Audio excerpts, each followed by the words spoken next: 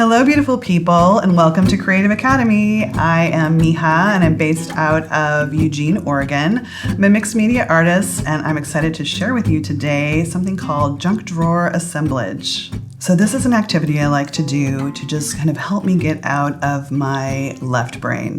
When I have a lot of tasks and I have chores to do or a lot of emails that are piling up, and I just need a little break. So some of our inspiration today is also going to come from the Russian artist Kandinsky. He has these really great abstract paintings and drawings that he does, where he uses color and shape and lines and layering, and he groups them in all these really fascinating ways. And we're going to use that as some inspiration because we're going to be working with a lot of different colors and shapes and things, whatever it is we find in our junk drawers, right, or our desk drawers. And we're just going to bring them all out, and they're going to become our palette for today. And so we're going to begin. As you can see, I've got all kinds of things here that I just pulled right out of my desk.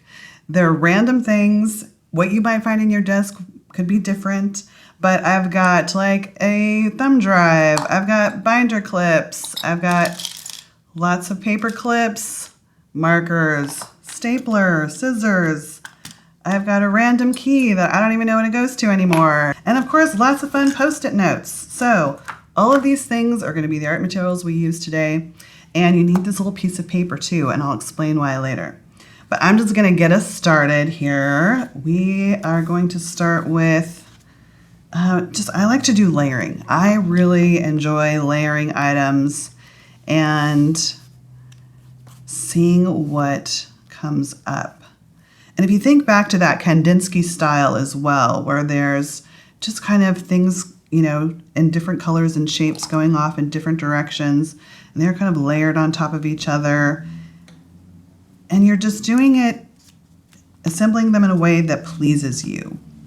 It's all about what you enjoy about this process. And this is actually such a great time to kind of be curious about what you're drawn to and what you feel called to use, and the colors that you want to use, and the ways that you want to assemble things. Like, do you really like things to be asymmetrical, or do you like things to be uneven? I notice that I really like things to be uneven. I like to use odd numbers of things. I don't really know why, but it's fun to be curious about that. And try to just be aware of these things. A lot of times I hear people tell me that they are not artists. And to that I say blasphemy, because everyone is an artist in their own way. And what I have really found over time is that, right, we're not all master painters or whatnot, but we can enjoy the creative process, and we can get so much out of that process. I find that it can be even more powerful than whatever it is that we create. That process can be really eye-opening and healing. It could be soothing. It can help us become self-aware. There's so much just about the process of creating things that is powerful. I also really like to layer things. So I'm going to put this on top here, see if I like that. Does that work? Yeah, circles, but now I want to move this. See, no rules. It's totally, completely all about what appeals to you. I really enjoy taking the time to do a little project like this, a little activity like this that is not stressful. When I'm feeling kind of overwhelmed by tasks, when I'm feeling overwhelmed by household chores or, piled up emails and a long to-do list, and I just need to take a little break and engage my creative mind. I find this to be kind of soothing, and it also really helps me to just engage my creative brain and allows for some more kind of creative problem solving to happen. So when you feel like your piece is finished, it's a place where you feel like it's complete to you, This is a great time to just take a piece of paper and move it around. Because when you do this, you're going to get a completely different perspective on this piece, right? The movement's going to be really different. You're going to see that things are placed in a different way. You might even want to like change it up a little bit at this point. You're like, oh, wait a minute, I want to move these things here.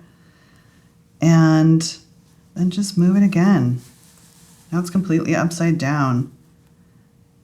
What a different perspective, right? And it's so great to take this kind of perspective even into other aspects of your life.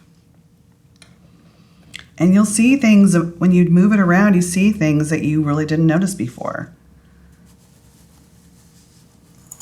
Also, when I do this process, at this point, I often like to take a photo.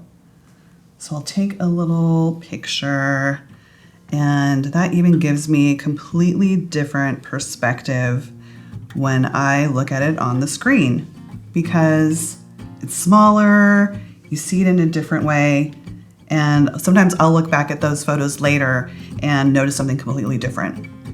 Thanks again for joining me for this project. I hope you enjoyed yourself, and now that you know that you have art supplies at your disposal at any time in your junk drawer, your desk drawer, I hope you pull them out when you're feeling stressed.